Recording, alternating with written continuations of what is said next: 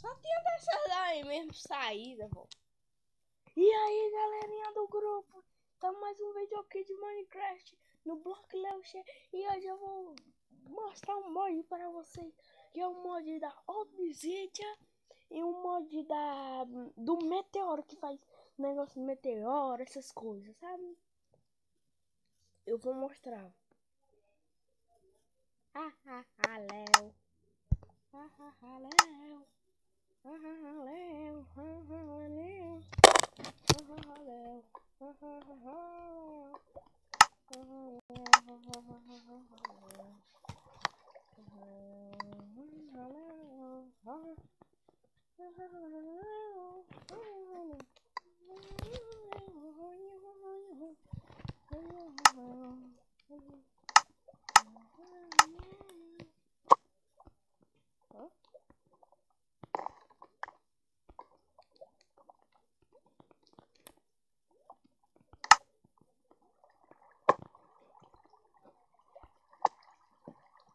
É bem assim, aí você pega, aí cai meteoro do céu.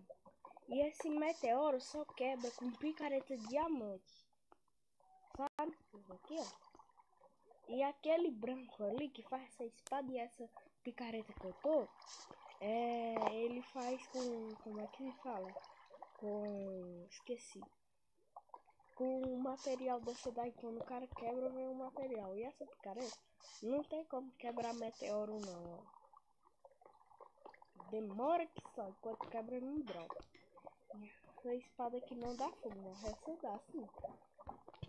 Aí é bom que só esse mod, velho. Muito legal. Muito.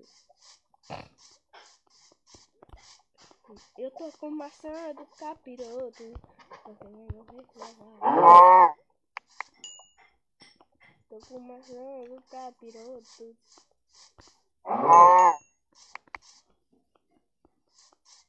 E eu ganho muito fácil carne, velho. É muito legal esse mod. Eu vou mostrar também pra vocês a armadura de Obsidian, que já é de outro mod.